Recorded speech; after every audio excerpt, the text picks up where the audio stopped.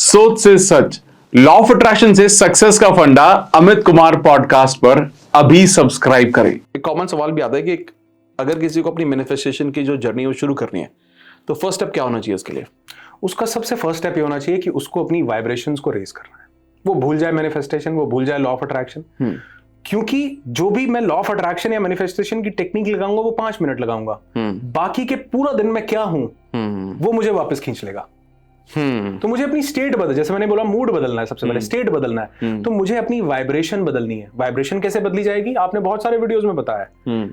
कई लोग इस बात को बताते हैं कि वाइब्रेशन बदलने के लिए मुझे हायर लेवल पर जाना पड़ेगा। कौन कौन सी चीजें हायर लेवल पर लेकर के जाती है? द लॉ ऑफ शेयरिंग, जितना बांटोगे आपको ऊंचा लेकर के जाता है। द लॉ ऑफ ग्रैटिट्यूड, जितना शुक्र अदा करोगे आपको बहुत ऊंचा लेकर के जाता है। नेचर के साथ कनेक्ट करो, नेचर की वाइब्रेशन बहुत हाई है, बहुत पावरफुल है। करेक्ट। मतलब अभी मैंने रिसेंटली एक वीडियो बनाया था अर्थिंग को लेकर के कि अर्थिंग कैसे हमको हील करती है। तो अगर आप देखो, अगर आप जमीन को टच करो ना, आपकी बॉडी जो है वो ग्राउंडिंग की स्टेट में चली जाती है। आपकी बॉडी, उसको बोलते हैं 0 वोल्ट स्टेट। और आपको एक फैक्ट बताता हूं कि हमारे अंदर बहुत सारी डिजीजेस का एक बहुत बड़ा कारण होता है इन्फ्लेमेशन। हाँ, करेक्ट है ना। इन्फ्लेमेशन को ठीक करने के लिए क्या चीजें चाहिए होती है हमको? एंटीऑक्सीडेंट्स। हमारी बॉडी में लगातार माइटोकॉन्ड्रिया और बहुत सारे प्रोसेसेस चल रहे हैं। उन प्रोसेसेस से क्या होता है, हमारा एक सेल है, वो सेल टूट जाता है क्योंकि वो ना सांस ले रहे हैं, खाना खा रहे हैं, अंदर 50 तरह की प्रक्रियाएं, सैकड़ों मिलियंस ऑफ प्रक्रियाएं चल रही हैं। उन प्रक्रियाओं के चलने से वो सेल टूट जाता है। सेल टूट के सिंगल हो जाता है। अब जो सिंगल सेल होता है वो दूसरों को भी सिंगल करना चाहता है। छड़ा आदमी तुम्हारी कैसे, तुम्हारी भी तोड़वाऊं क्योंकि तुम्हारी बीवी मेरे साथ घूमने नहीं जाने देती। करेक्ट, मजाक की बात है। करेक्ट। लेकिन वो सिंगल सेल बाकियों को भी सिंगल करता है, यानी उनको भी बीमार बनाता है। मतलब इसका ये मतलब नहीं जो सिंगल है वो बीमार है, सेल की बात कर रहे हैं, लोगों की बात नहीं कर रहे। वो उनको तोड़ता है, उसको सिंगल करता है, तो वो सेल्स हमारे, उनको इन्फ्लेमेशन बोलते हैं। उस इन्फ्लेमेशन को खत्म करता है एंटीऑक्सीडेंट। एंटीऑक्सीडेंट वो जो फ्री रेडिकल्स, जिनको जो फ्री हो गए, सिंगल फ्री होता ना, मैरिड फ्री नहीं होता। करेक्ट। हूं कर रहे हो आप, भाभी जी बैठी हैं इसलिए कर रहे हो। घर में हूं ही करता हूं ना मैं। तो जो सिंगल है वो फ्री होता है, फ्री रेडिकल। जो डबल सेल होता है वो फ्री नहीं होता। तो जब हम एंटीऑक्सीडेंट लेते हैं तो वो अपना एक जो मॉलिक्यूल होता है वो उस सिंगल सेल को दे देता है, जो फिर से डबल हो जाता है। डबल का मतलब हेल्दी, वो हेल्दी सेल हो जाता है। अब वो जो एंटीऑक्सीडेंट हैं हमको ग्रीन टी से मिल जाते हैं, हमको कई तरह के ड्राई फ्रूट से मिल जाते हैं एंटीऑक्सीडेंट्स, कई तरह के फ्रूट से हमको एंटीऑक्सीडेंट्स मिलते हैं। दुनिया में सबसे ज्यादा एंटीऑक्सीडेंट्स मिलते हैं धरती से। जब आप बेयरफुट धरती के कांटेक्ट में आते हैं, समंदर, पहाड़, रेत, मिट्टी, घास, आप इसके कांटेक्ट में आएंगे तो यहां से नेगेटिवली चार्ज्ड आयंस आपको मिलते हैं। समझ रहे हो? नेगेटिव पॉजिटिव होके आपका हेल्दी सेल बनता है। तो ग्राउंडिंग एक ऐसी टेक्निक है, अर्थिंग, जब आप उस अर्थ के साथ कनेक्ट करते हो तो वो आपकी पूरी बॉडी के अंदर वो फ्री रेडिकल्स को प्रवाहित करती है। और ये नेचर जो हमको हील कर सकती है ना, ये दुनिया में इसीलिए जब कोई इंसान बीमार होता है, पहले सुना मूवीज में कहते थे इनका हवा पानी बदलो इनको। बल्कि 2-3 दिन पहले मेरी वाइफ मजाक कर रही थी, वो कहती है आजकल ऐसे डॉक्टर है ही नहीं, कोई कहता ही नहीं हवा पानी बदलो सब कहते हैं दवाई खा लो, पहले ही पहाड़ों में ले जाओ, घुमा लो। जैसे पहले ये भी बोलते थे ना कि अगर कोई बीमार है तो उसमें वो नंगे पैर आप घास पे चलो तो बहुत अच्छा लगेगा। वही तो बीमारियां ठीक होती हैं। आप यकीन नहीं मानोगे, इसके ऊपर प्रॉपर एक बुक है अर्थिंग। मैंने अभी कुछ दिन पहले उसकी समरी जो है अपने चैनल पे अपलोड की थी लोगों को बहुत। और मैंने तो खुद अपने पार्टिसिपेंट, आजकल अर्थिंग मैट्स मिलती हैं अमेजोन पे कि आप अपने पूरे, वो खैर एक अलग चीज है, लेकिन जितना प्रकृति से कनेक्ट करोगे उतना अच्छा। और जो लोग अर्थिंग नहीं कर पाते उनको बताता हूँ, जो लोगों को कोई किसी फ्लोर पे कैसे कोई, तो आप एक ट्री को हक करो। मतलब आपने ट्री को जैसे ही टच किया आपकी वोल्टेज 0 हो गई। उससे भी नेगेटिवली चार्ज आयंस हमको मिलते रहते हैं ट्री को टच करने से। इनफैक्ट मैंने एक ट्री को अपना दोस्त बनाया हुआ है। मेरे को कभी कोई ऐसी चीज होती है ना, मैं उसको बोल के आता हूं। पता है क्यों? वो मुझे जज नहीं करता। ट्रू। वो मेरी बात पर मेरे साथ खड़ा रहता है। तो मैंने एक पेड़ को ऐसा दोस्त बनाया हुआ है। हो सकता है आप मुझे पागल कहो, लेकिन हर एक को ऐसा पागल बनना चाहिए, क्योंकि ये हमारी सेहत के लिए, हमारी मेंटल हेल्थ के लिए बहुत अच्छा है। हमारे वाइब्रेशनल सेल्फ को ये हायर वाइब्रेशन पर लेकर के जाता है। तो जितना हो सकता है ग्रैटिट्यूड कीजिए, बांटिए, नेचर के साथ कनेक्ट कीजिए, समंदर में, पहाड़ों में, वादियों में। मतलब हमारा तो ज्यादातर समय हमारे साथ लोकेजियन का रिजॉर्ट है अपना मसूरी में, भी हमें ले जाते हैं और हम मतलब अभी भी हम यही चर्चा कर रहे थे थोड़ी देर पहले कि नेक्स्ट ट्रिप हमारा कब है। इसलिए मैंने आपको बताया ना कई सारे वेंचर्स, क्योंकि अब टाइम कहीं और देने का मन है, अपने साथ कनेक्टिविटी एस्टैब्लिश करने का मन है। तो हायर वाइब्रेशन पर लेकर के जाइए, बहुत तेजी से मैनिफेस्टेशन करना ही नहीं पड़ेगा, अपने आप होता जाएगा। एक चीज, एक सवाल जो आता है नॉर्मली कि जब आई थिंक थोड़ा पार्ट हमने कवर भी किया है कि मैनिफेस्टेशन पीरियड को चैलेंजिंग टाइम में कैसे कंसिस्टेंट करते रहे। या आपने वैसे बताया कि जो अगर उसकी बर्निंग डिजायर बहुत स्ट्रांग है, लेकिन लोग अक्सर तो यही ज्यादा चैलेंजेस तो यही फेस करते हैं ना कि दे वांट टू मैनिफेस्ट, बहुत सारी चीजें मैनिफेस्ट करना चाहते हैं, लेकिन जैसे ही चैलेंज आता है, बहुत ज्यादा चैलेंज आता है, तो वो पूरा वो को भवन में चले जाते हैं और वो सब कुछ चीजें होल्ड पर डाल देते हैं। तो उनके लिए क्या क्या तरीका है, बट शुड दे डू? हमारे ना पंजाबी में एक कहावत है, समझते हो आप थोड़ी? हाँ बिल्कुल। पंजाबी में कहते हैं, ऊपर वाला देन तो पहला पांडा टो लेंदा है। वो चेक करता है कि ये लेने लायक भी है या नहीं है। कई लोग ऐसा बोलते हैं, कहते हैं यार मैं किसी और चीज के लिए बना था, कहीं और आ गया। मैं ये जो जॉब कर रहा हूं, जो काम कर रहा हूं, ये मेरा चॉइस नहीं है, बाय चांस मैं यहां आ गया। There are only two types of professionals, by chance and by choice. वो लोग जिन्होंने अपना प्रोफेशन चुना है बाय चॉइस, वो लोग जो बाय चांस किसी फील्ड में आ गए। मैंने अपने प्रोफेशन को चुना। मेरे फादर ने मुझे प्रिविलेज दिया कि बेटा तुम्हें जो करना चाहते हो तुम वो करो। मैंने चुना, मैंने चूज किया। कई लोगों को लगता है कि मैंने कुछ और करना था लेकिन मजबूरी थी, मैं कुछ और करने लग गया, मैं तो एक सिंगर, मैं तो जो आपको बाय चांस लग रहा है, मैंने जो किया वो बाय चॉइस है। जो बाय चांस है ना, वो आपका बाय चांस है लेकिन किसी और का बाय चॉइस है। God master plan. मेरे मास्टर प्लान को मैंने चुना है, आपके मास्टर प्लान को किसी और ने चुना है। वो बड़ी जगह भेजना चाहता है, लेकिन वो पहले चेक करता है, टो लेता है कि hello mike testing, hello hello करते नहीं हम 1 2 3 4 1 2 3 4। करेक्ट। चेक करना पड़ता है। कहता है तू बड़ी मंजिल का मुसाफिर है, लेकिन बड़ी मंजिल के मुसाफिर को, बड़ी चीज पाने वाले इंसान को कुछ क्वालिटीज तुझमें हैं, यहां चेक होंगे, और इंसान वहीं मार खा जाता है। तो मुझे ऐसे लगता है कि इसलिए बोला जाता है पेशेंस। ऊपर वाला कह रहा है सब्र कर, सब्र कर, सब्र कर। वो सब्र नहीं करते, नहीं, वो चेक कर रहा है भांडा, मतलब वो बर्तन जो है वो कच्चा निकला, वो कह रहा है भाई तेरे में पानी नहीं डालना, ये किसी और के लिए है। करेक्ट। तो अगला सवाल है कि व्हाइल मैनिफेस्टिंग हम अपने डाउट और नेगेटिविटी को कैसे हैंडल कर सकते हैं, मतलब and about from your experience. क्या बात है। मुझे लगता है कि ये शायद ये बस इसके आगे तो भगवान का नाम ही है। ये बड़ा शानदार क्वेश्चन आपने पूछा है। मैं अपने पार्टिसिपेंट्स को, जो हमारे बैच में भी आते हैं, मैं उनको 2 पर्सपेक्टिव से इसको समझाने की कोशिश करता हूं। सबसे पहला तो ये, हम क्या करते हैं, जो मैं अपनी जिंदगी में पाना चाहता हूं वो मेरी अनदर रियलिटी है। हम इसको डॉक्टर जो डिस्पेंजा से ऐसे समझते हैं, वो एक अनदर रियलिटी है। जिस लाइफ के स्टेज में मैं अभी हूं, ये मेरी एक और रियलिटी है। जब मैं कहता हूं कि अगर मैं बीमार हूं और मैं कहता हूं कि मैं ठीक होना चाहता हूं, या मैं ठीक हो रहा हूं, या मैं ठीक हो गया हूं, लेकिन उसके थोड़ी देर बाद तो दर्द होता है, तो डाउट आएगा कि नहीं आएगा? अरे सर आप तो बोल रहे हो लॉ ऑफ अट्रैक्शन करो, जब दर्द आता है तो बिल्कुल ठीक सवाल है। जब दर्द आता है वो भी मेरी एक रियलिटी है। जब मैं कुछ पा लेता हूं वो भी मेरी एक रियलिटी है।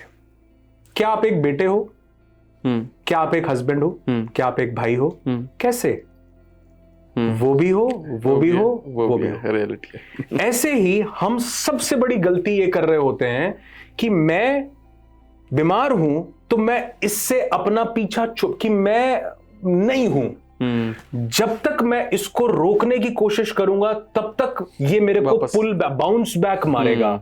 मुझे एक्सेप्ट करना पड़ेगा कि एक सिचुएशन में मैं बीमार हूं और अनदर रेल्म में, अनदर पॉसिबिलिटी में, इसको दीपक चोपड़ा ने 7 स्पिरिचुअल लॉज में बहुत बढ़िया तरीके से समझाया है कि ये मेरी एक रियलिटी है, ये मेरी दूसरी रियलिटी है। मैं उस दूसरी रियलिटी को जब जीता हूं तो मैं 100% उस रियलिटी को जीता हूं, लेकिन मैं ये एक्सेप्ट करता हूं कि हाँ मेरे पास अभी पैसे कम हैं, लेकिन अगर मैं कहूं नहीं आई एम रिच, थोड़ी देर बाद वो बैकफायर कर जाएगा। क्योंकि जब नॉर्मल रूटीन में आऊंगा तब पैसे देने को है नहीं, रियलिटी तो कुछ और है। उस टाइम पर मैं उसको एक्सेप्ट करता हूं, लेकिन मैं मानता हूं कि आई एम बिकमिंग रिचर, मैं और ज्यादा मैं उसको अट्रैक्ट कर रहा हूं। तो सबसे पहला तो ये, जिस करंट सिचुएशन में हो आप उसको एक्सेप्ट कीजिए, एक्सेप्ट कीजिए। Resist persists, correct. जिसको आप रेजिस्ट करोगे रेजिस्ट करेगा, तो इसलिए रेजिस्ट नहीं करना सबसे पहला। दूसरा, कई लोगों को एक डाउट आता है, बड़े ध्यान से सुनना। कई लोग कहते हैं सर 1 करोड़ रुपया बहुत बड़ी बात है, बीमारी ठीक हो जाना। मतलब हम सोचे ना कि 50 रुपए कमा रहा हूं, 200 कमा लूंगा तो ठीक है। लोग कहते हैं यार 1 करोड़ कैसे सोच लूं सर, ये तो बहुत बड़ी बात है, कैसे सोच लूं। तो मैं उनको यही 2 डाउट आते हैं, बड़ा है, बहुत दूर है, पॉसिबल नहीं है, यही विश्वास डगमगा जाता है। 4 दिन में करना कैसे होगा। मैं कहता हूं, एक एग्जांपल लेते हैं कि अमित जी, आपको 5 रुपए की जरूरत है, आप मुझसे 5 रुपए मांगते हो, मैं आपका बड़ा अच्छा दोस्त हूं कि नहीं? बिल्कुल अच्छे दोस्त हैं, बिल्कुल। आपको 5 रुपए की जरूरत हो, आप मेरे से मांगो 5 रुपए, तो कितने % श्योर हो आप कि मैं वो 5 रुपए आपको दे दूंगा? 100%। 100%, 200%, कोई डाउट ही नहीं है। अगर आप मुझसे 500 रुपए मांगो तो कितने श्योर हो कि मैं आपको दे दूंगा? 100%। अगर आप मुझसे 70 करोड़ रुपए मांगो तो कितने % श्योर हो कि आपको मिल जाएंगे? हाँ, मैं सोचूंगा। तो आप सोचें, मतलब मैं कहूंगा शायद 0, क्योंकि ये बहुत बड़ा अमाउंट है। अब सपोज करो कि आपके सामने अनुराग ऋषि नहीं बैठा, आपका यही वाले दोस्त का नाम है अनंत।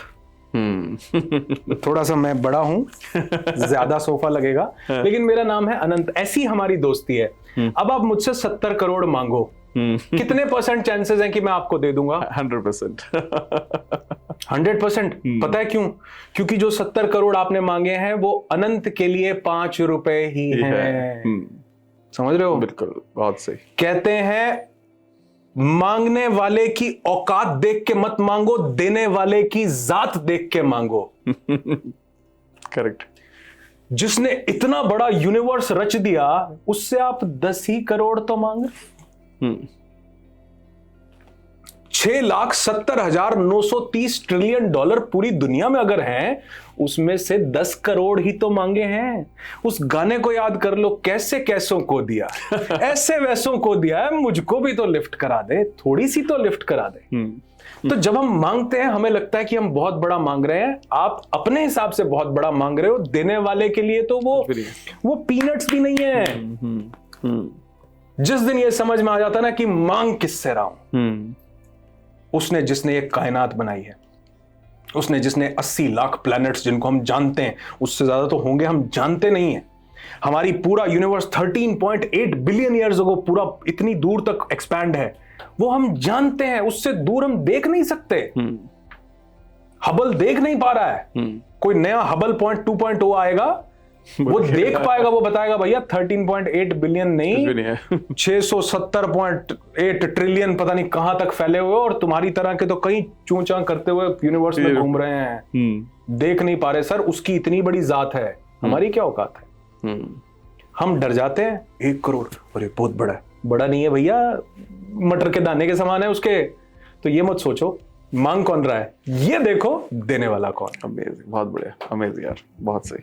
आपका बिलीफ 1 मिनट में बता, बस 10 करोड़। अरे उसको तो, वो अनंत को तो 38,000 करोड़ दिए हुए हैं। क्या उसके 3 हाथ हैं, आंखें 3 हैं, क्या फर्क है?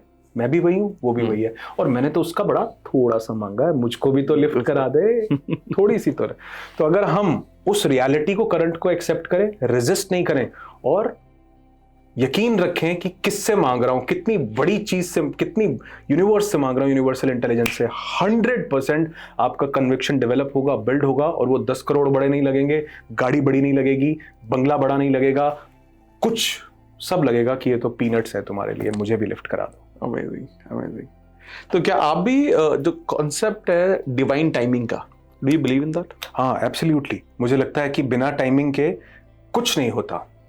हमारा जो कर्म है, उस कर्म के फल की प्राप्ति होने के लिए एक समय निर्धारित किया जाता है। इसीलिए कहा जाता है कि यार ये क्या कॉन्सेप्ट हुआ कि मैंने कुछ अब किया है और मिलेगा अगले जन्म में। ये बंदा गलत काम कर रहा है, इसको मिल नहीं रहा, इसको बढ़िया मिल रहा है, मिलेगा इसको। ये क्या कॉन्सेप्ट हुआ? ये कॉन्सेप्ट यही हुआ कि हर एक चीज का एक समय है। आप कितनी भी कोशिश कर लो, कितनी भी कोशिश, अगर आप आम की गुठली लगा दो तो जब उसका सीजन आएगा वो तभी फूटेगा, उस पर फल तभी आएगा। कितनी कोशिश कर लो, एनवायरमेंट बदल दो, कई मशीन्स लगा के इंटेंस प्रक्रिया कर दो, नहीं बात बनेगी। एक बेबी जब इस दुनिया में आएगा उसको 9 महीने 8 महीने लगेंगे। कितनी कोशिश कर लो, 1 महीने में नहीं होगा। क्यों नहीं होगा? क्योंकि उसके बनने का एक प्रोसेस है। ऐसे ही जो आपने मैनिफेस्ट करना है उसके होने का भी एक प्रोसेस है, उसकी एक टाइमिंग होगी, उसका जिसको हम संयोग बोल देते हैं। हाँ, संयोग का मतलब क्या है? संयोग, मान लो सपोज करो मैंने किसी से 20 रुपए लेने थे, मेरे 20 रुपए उसने चुरा लिए। अब वो चुरा के चला गया कनाडा। ठीक है जी, अब मुझे कहां से मिलेंगे? इसके लिए पूरी गेम सेट होगी। वो हो सकता है किसी दिन बीमार होना पड़ेगा, होके डॉक्टर के पास जाएगा, उसको 20 रुपए पे करेगा। वो डॉक्टर किसी दिन इंडिया आता होगा, हो सकता है कोई उसको भी हीलिंग करवानी हो, इंडिया में आएगा, सुनेगा कोई अनुराग ऋषि है, उसका इवेंट ज्वाइन करेगा। वो इवेंट की हमारी फीस होती है 46,000 रुपए, वो पे करेगा। मतलब वो गए 20, घूम के कुछ और आ गए। मजाक कर रहा हूं, लेकिन कहने का मतलब यह है कि ये इस सब में एक प्रोसेस लगेगा, संयोग बनेगा। बिना संयोग बने वो मेरे पास नहीं। आप बहुत ताकतवर हो अमित भाई, बहुत ज्यादा, आपकी बॉडी, आपके डोले शोले मुझे दिख रहे हैं। हमारी लड़ाई हो जाए, गलती मेरी ना हो, आप मुझे पीट दो, मैं आपको कुछ नहीं कह सकता, मैं पिट गया। अब मैं तो कुछ कह नहीं सकता, समझ रहे हो? तो यूनिवर्स को यह संयोग बनाना पड़ेगा कि आप किसी बाउंसर की गाड़ी पे टक्कर मारो। मतलब मैं एक समझाने का तरीका मेरा अलग है थोड़ा। वो उतरे और वो बदला ले ले आपका। बदला ले ले मेरा, क्योंकि कभी उस बाउंसर के साथ मेरा कोई संबंध रहा हो। तो हर चीज उस टाइम के अकॉर्डिंग होगी, संयोग बसात होगी, वो संयोग बनेगा। लेकिन संयोग बनेगा कर्म से। कई लोग समझते हैं कि समय के अनुरूप सब होगा, वो समय के अनुरूप भी तब होगा जब आपने उसके अकॉर्डिंगली कर्म किया होगा। आप देख रहे हो कि आम निकलेंगे, आम निकलेंगे, आम निकलेंगे, वो तब निकलेंगे जब आपने गुठली डाली है, सीड डाला है।